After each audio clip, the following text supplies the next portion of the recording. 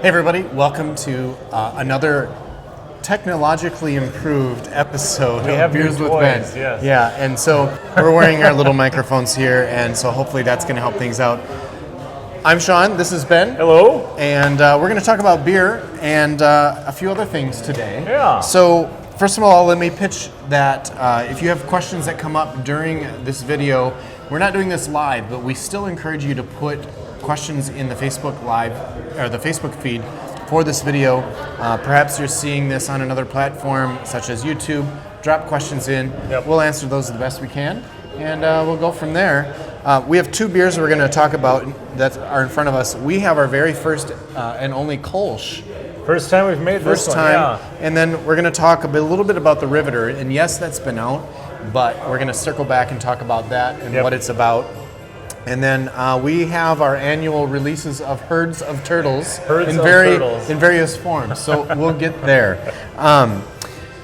First of all, we're up and running. The weather's nicer. The patio's open on the weekends, Friday, Saturday, Sundays. When the weather's beautiful, it's a perfect time to use our patio. Ask your server for details, but just know that we're going to invite you to have your beer in a plastic cup instead of a glass, and we'll send you upstairs. And it's a nice, chill place to be, I think. It's quiet. I love that space up there. Yep, it's pretty nice. So know that that's there. If you're coming down to enjoy a beer with us, don't be afraid to order food from one of our downtown partners, whether it be next door at Turtles, down the street at O'Brien's, around the corner at Bravis or Pablo's, just to our south. Fantastic people, locally owned businesses. We encourage you to patronize them when you come downtown. Yes. All right, so this Kölsch. Yes.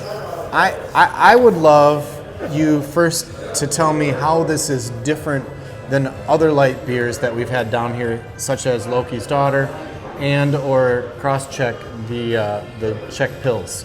Yeah, so this is kind of an interesting style of beer in that it is very much an ale.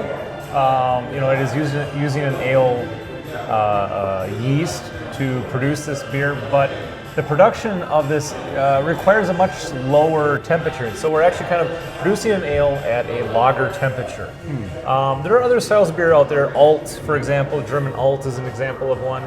There's something called a California Common, known as a steam beer, although there's a certain brewery has kind of dibs on that particular name. But California Common is another style that kind of fits that description. And so these are beers that are using an ale yeast that is quite clean, much like lagers are, very clean in their profile. This is a very clean ale yeast. It's not super estery. It doesn't give a lot of fruity characteristic. It's not, going to give you a lot of, phenolics or clove or banana or anything like that. It's a very neutral yeast. And it can ferment at a little bit lower temperature than what we normally consider normal per an ale yeast. And so we get a very lager-like characteristic out of this. So in a way, it is quite similar profile-wise, body-wise, palate-wise to something like a Loki's Daughter. But because it's using that ale yeast, it is a little bit fruitier. There's a little bit more body left behind. It's not quite as clean a fermentation because of that. Really easy sipper, really nice to drink. This is going to really pair well with food from around here. Super good springtime beer. Really happy that we were able to get this into the schedule just to kind of play around with this. Now, I will say, this is usually a little bit clearer. I was going to bring that up. We don't filter our beer here, and for that reason, an early release, as many of you know, an early release of a beer is often a little bit more hazy.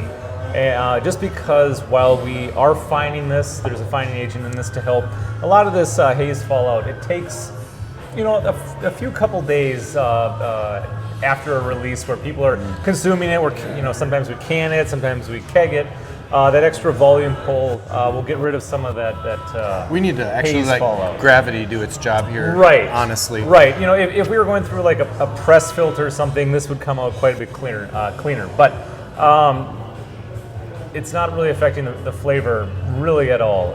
It's quite minute, the amount of particulate still in here. So it's just a clean tasting beer, though, Yes. and this will settle out. It'll settle be out, yep. clear by probably the end of the week or so. I would guess so. Yeah. Yeah, I would guess by this weekend. It's just a bright tasting beer. I don't know, when I tasted it for the first time, I told you that I caught a little bit of lemon Yep. or lemongrass or something like Yep. that, and that's the grain coming through. Yep. It's just a nice, clean drinking beer. Joins our small stable of light drinking beers down here. Yes. Crosscheck and Loki's Daughter. Yes. So, in that, Crosscheck is going to make a reappearance soon, next week, we believe. Yes, indeed. And so that's back in on the menu soon. Loki's Daughter is on tap right now, as well as the Kölsch. So if you're a light beer drinker and enjoy craft light beers, now's a great time to come down this time next week as well. And we'll have some options for you. It'll be fun. It'll be fun. Yeah. All right, let's talk about some of this fun stuff in front of us. I'm going to get to this in a second. But we have some merch, and we've got some new hats. I'm wearing one. Ben's wearing one. I'm wearing one, We've yep. got a few others here.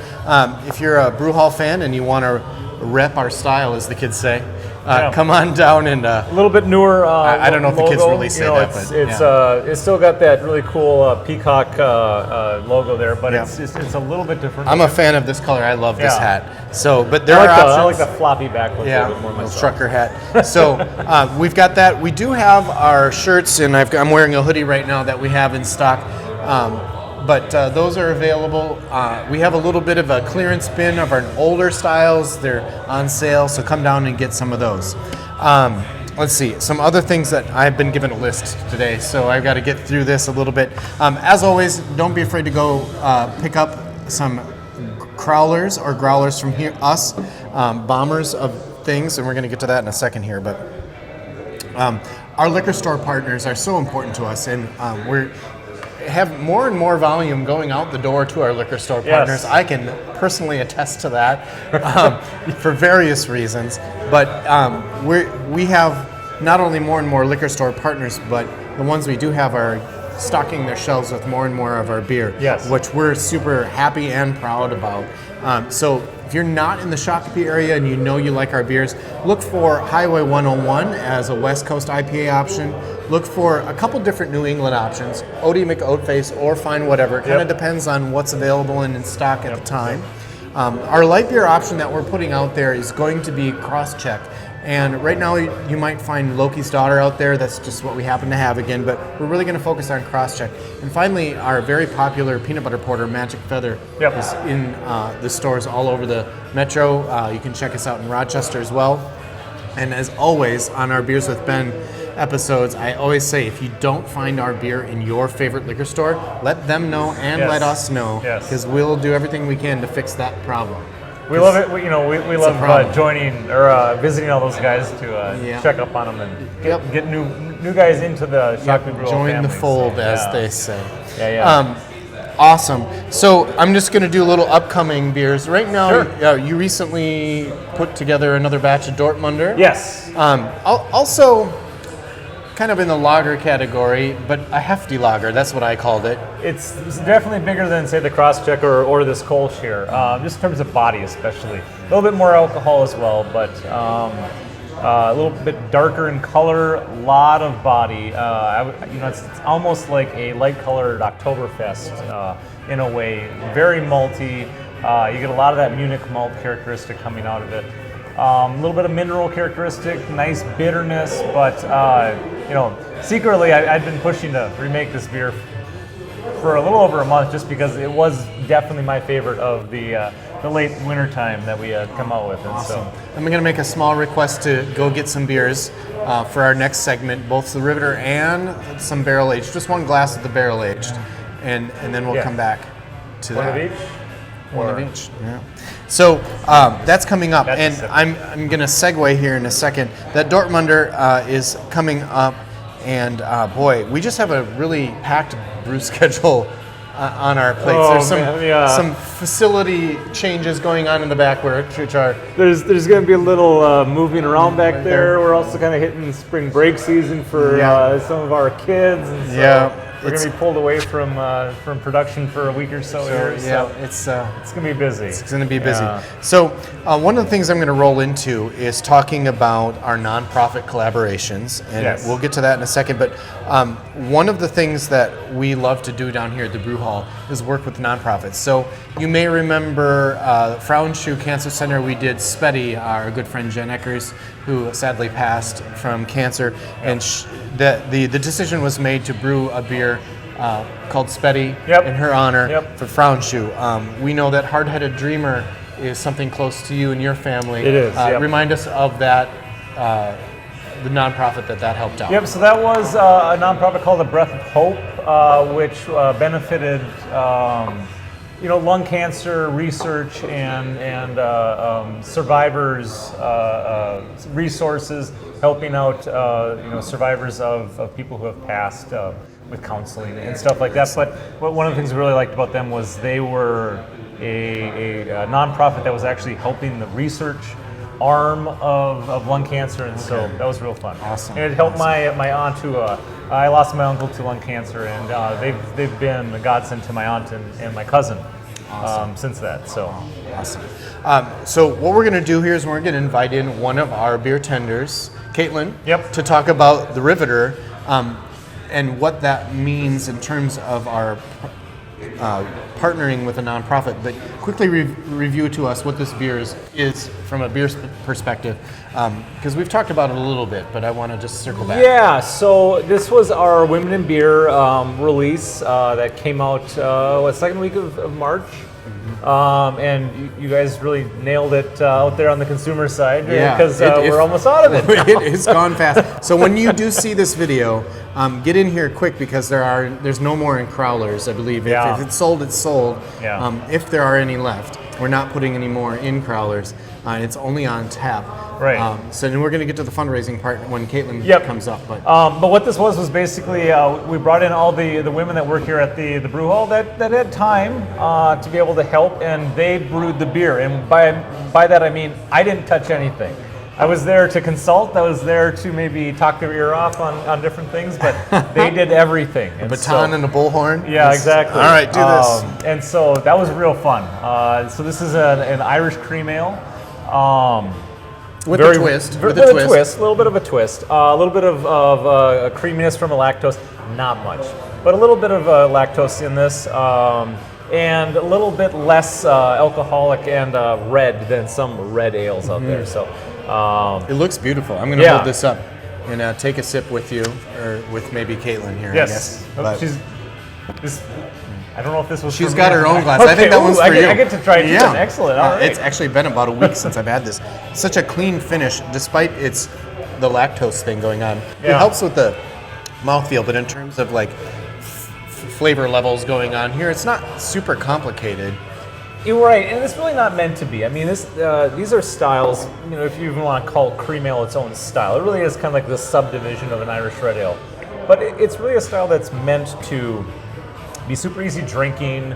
It's a type of beer that came from the malts and the grains that were available at the time. So that's kind of what's fun about a lot of the beers that we make, is I try to make them, or at least in this case, I guide the direction of them towards using ingredients that you would find hopefully in the origin of where this beer came from. And so we're using Irish malt in this. There's a little bit of English malt as well, just for some diastatic power.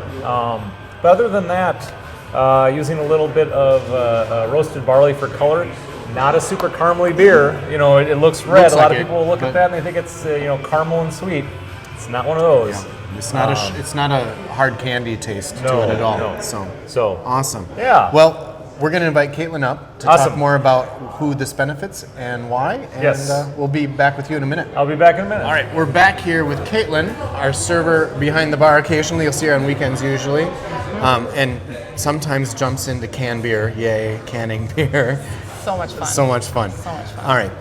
We invited her to be on Beers with Ben, even though she's not Ben.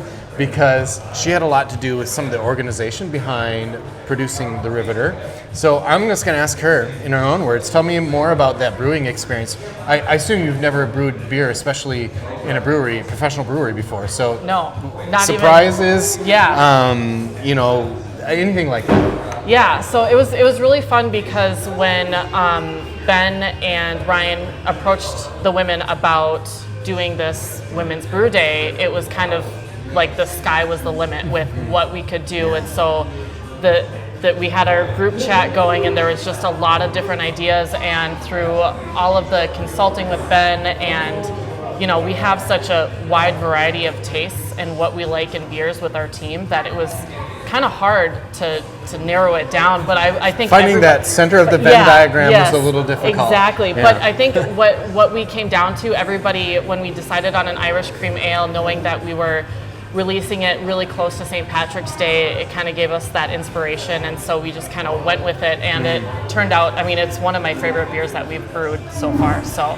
awesome. I really, and I'm maybe a little biased. Perhaps a little biased, but that's okay. Yeah, who isn't, right? Yes, exactly. So Women in Brewing Day just is an event to basically draw attention to the fact that there are, in fact, women in brewing, because the impression, rightly so, I imagine, would be that it's a male-dominated industry. Fair. Historically and culturally, that's not always true in all cultures, but from a modern perspective, I think it's just there to help draw people's attention to the fact that there are a lot of women professional brewers. In fact, we had a customer in here just the other day who I had a chance to meet, who in fact was a professional brewer. So it's, women are brewers, it's out there. But one of the neat things that I mentioned earlier in our episode here is that the Brew Hall partners with nonprofits. So tell me about the process going into deciding what nonprofit to partner with, who they are, and what they're about. So the Riveter, every for every pint that we sell, we donate $1 to the Southern Valley Alliance, which helps communities all over, well, our community specifically, but families that are suffering from domestic abuse.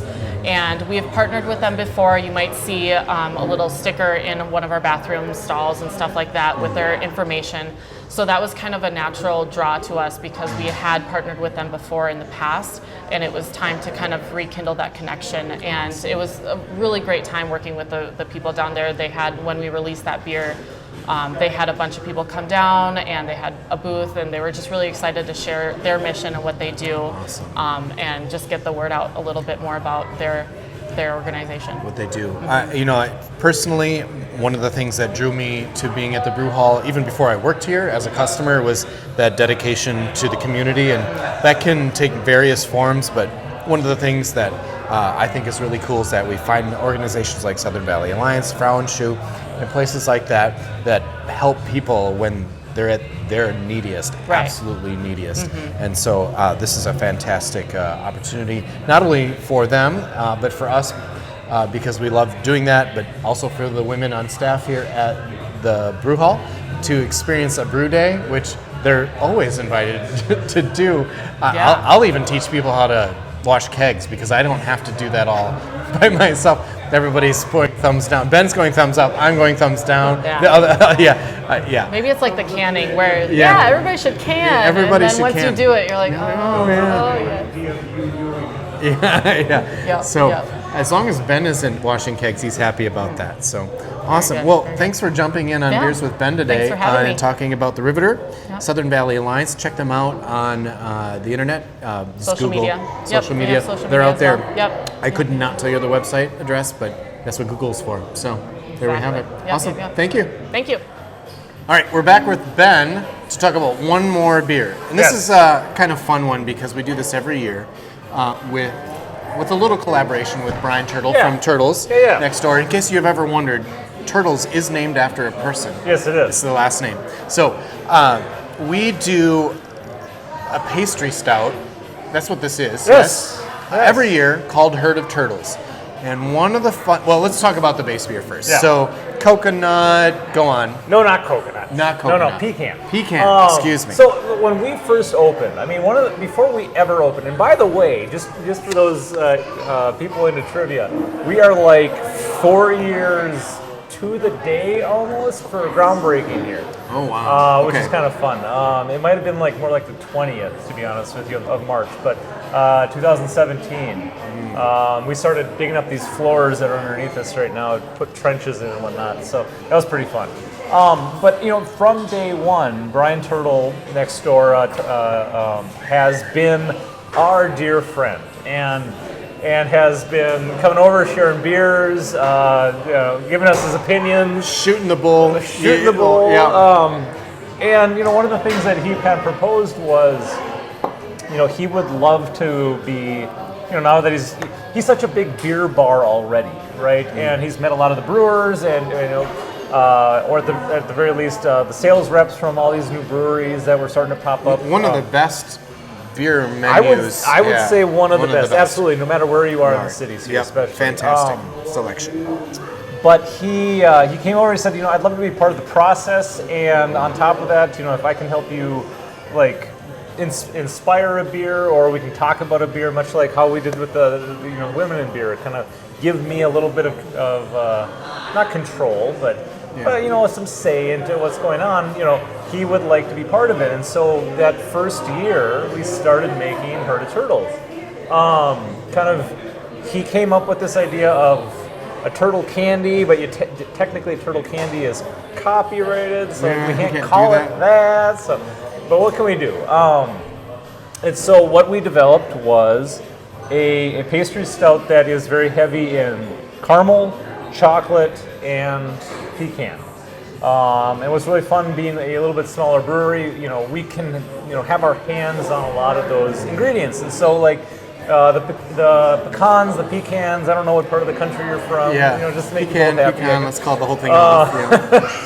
When we get our hands on that kind of stuff, we're able to toast it personally. We don't have to source toasted pecan or use extract. We're using real This is pecan. handmade beer. Yeah. The chocolate is not hand done, but it's like real chocolate and cacao nibs and all that kind of stuff. It doesn't come in a bucket.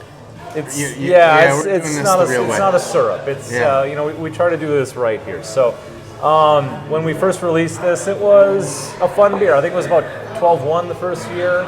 It was actually kind of outpaced what we were looking for. Last year it got a little bit more malty, which was great. I thought it was a great beer as well. This year, oh boy. Yeah, wow. 12.8 is what we hit this year. Looking at the ABV on the bottle there. This will get you there, certainly. Up, so it's been a real fun process, and along the way, every time we've made a mainstay beer for release, and we release it right about now, which coincides with Turtle's anniversary. We also have some barreling that we do, and so first year we had some maple barrels, a couple of bourbon barrels. I think this is the second full year that we're releasing a barrel release. We partnered with Jay Carver up in Chaska to get some rye barrels and some of their Brickyard bourbon barrels, which has been really fun. And awesome. We spent a little time bottling up version 1, we're calling it, of the barrel age. This is in the rye. This is in the That's rye. what you have in your hands right now. The version 2, which is in the bourbon barrel, is out of the barrels, sitting in some kegs, just kind of sitting in the cooler conditioning. We'll get to bottling that soon, but tell us what that rye adds to this. And when I think of rye, I think, and especially rye bread, because I love to bake. I know you're a baker now too. Yep. It adds a little bite to things. A little bit. A little tang. Yeah, and especially as like a rye whiskey, a real big fan of kind of, this is always the hard thing to describe to someone who is kind of a neophyte to things like whiskey and beer and stuff, is that when we talk about rye, we often use the word spicy. And how do you define that to someone who doesn't know what that means? It's not spicy like it's hot. It's not spicy like it's cinnamon. But there's a characteristic to it. There's a bite to it. It's a little bit of a black pepper essence to it. But not like burn your tongue. It's the other stuff that comes along with that. Right. And so that's very apparent on the nose.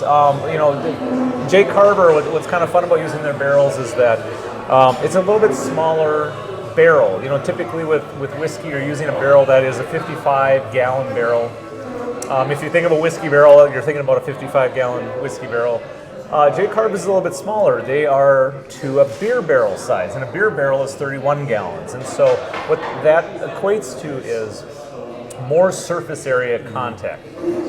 So you have, for the volume that you can put in that beer, you have more wood touching it. And because the rye or the bourbon or whatever was in there beforehand has aged and soaked into the wood, because you have more wood contact, you have more, pre-distillate, pre-alcohol pickup from that wood in the beer. And so very apparent on the nose. Pretty mild on the palate. It's certainly there. It's certainly, I taste a difference between the two for sure. Yeah. Especially when you put them side by side. So you can get your this year's, which is the base. You can get kind of last year's with that rye. Well, maybe next time we do this, we'll have a third one next to us here.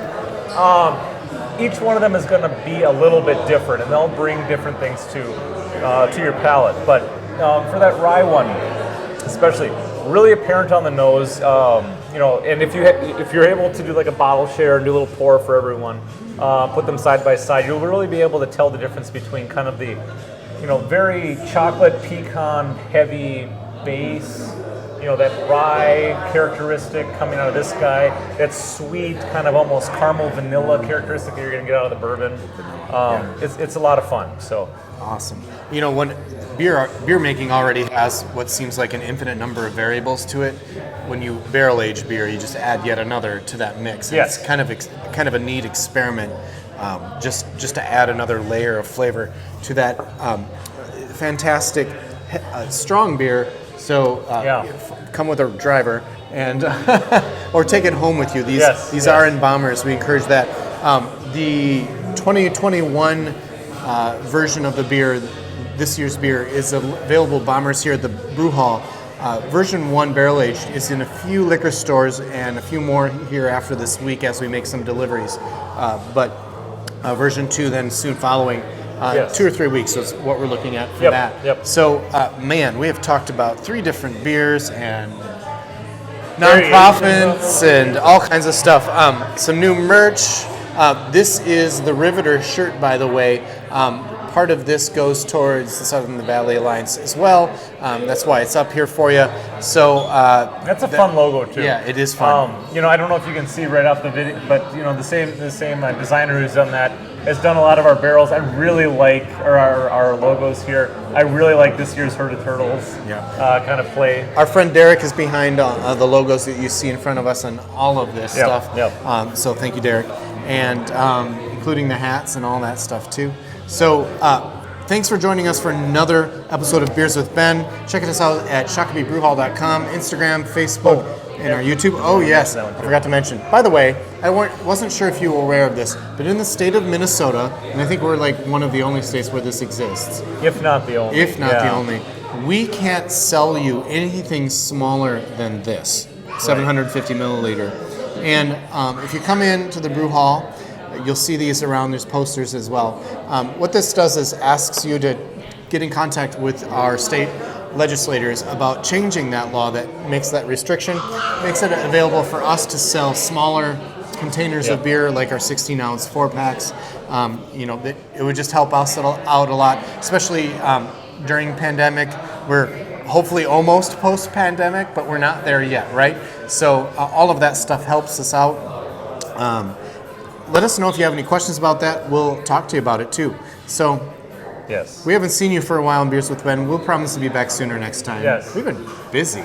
We've been really busy. So, anyway, till next time, thank you so much. Cheers, guys.